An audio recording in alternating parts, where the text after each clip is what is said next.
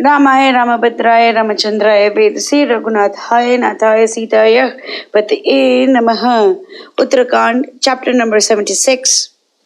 The story of King Saudasa. The recitation begins now. Having thus dispatched his army and waited at Ayodhya for a month, Shatrughna, the slayer of enemies, proceeded alone. Having spent 2 nights on his way, he arrived at the holy and picturesque hermitage of the great ascetic Valmiki. And having bowed unto that high-souled Muni, he, with folded palms, said, O illustrious sir, I wish to wait here this day.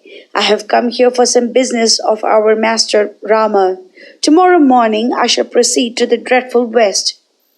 Hearing the words of the high-souled Shatrughna, Valmiki, the foremost of ascetics, replied, saying, O thou of great renown, do thou wait here without any hesitation. O gentle one, this hermitage belongs to the descendants of the Raghu race. Do thou fearlessly take thy seat and water to wash thy feet. Thereupon, taking water to wash his feet and feeding upon roots and fruits, Shatrughna attained great delight.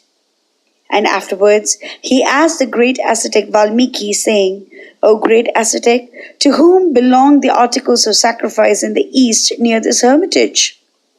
Whereto Valmiki replied, Shatrughna, here I shall tell thee whose sacrificial ground this was in the days of yore.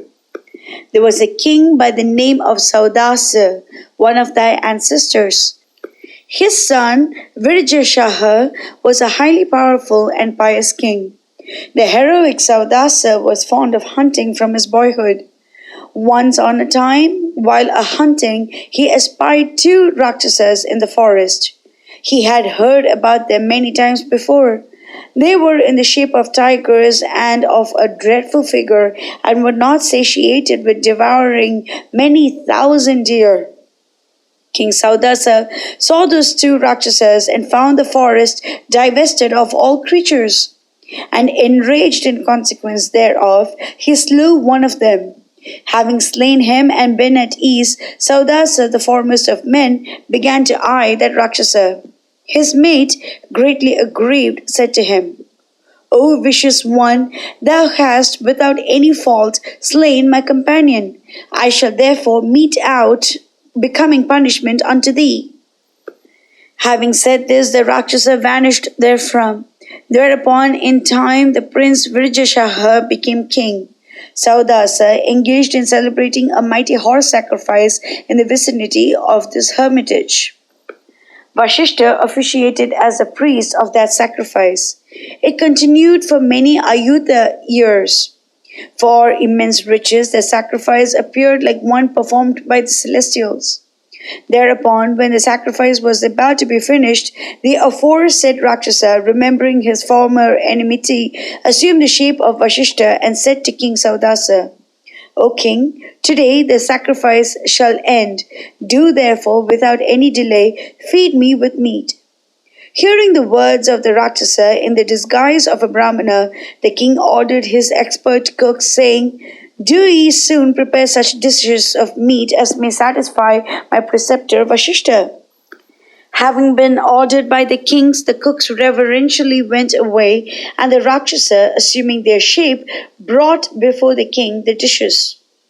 The king and queen offered those dishes unto the ascetic Vasistha, who, after being treated to them, perceived that they were made of human flesh and was terribly enraged, and he said, O king, let this be thy food which thou hast offered me.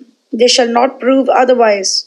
Being enraged on hearing it, the king Saudasa took water in his palms and was about to imprecate Vasistha when his queen, preventing him, said, O king, the illustrious great ascetic Vasistha is our preceptor and priest, and so thou shouldst not imprecate him. Hearing those words of his queen, the king Saudasa threw off that powerful water on his own feet, which at once became dark. From that time, the illustrious King Saudasa also became known as Kalmashapada. Thereupon the king with his spouse again and again bowed unto Vasistha's feet and informed him of what the Rakshasa had done under the disguise of a Brahmana.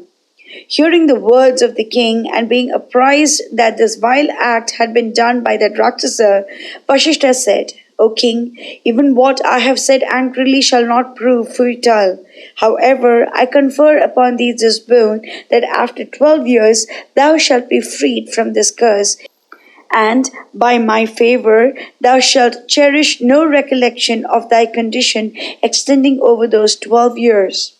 Having thus suffered the consequences of this curse, Saudasa, the slayer of enemies, again obtained his kingdom and governed his subjects. O descendant of Raghu, the sacrificial ground of which thou hast asked me belongs to the king Saudasa. Having thus heard the dreadful story of the king Saudasa and saluted the ascetic Valmiki, Shatrughna entered a thatched cottage. Mangalam Koshlendraya Mahaniya Kunaptiye Chakravarti Dhanurjaya Sarvabhaumaya Mangalam.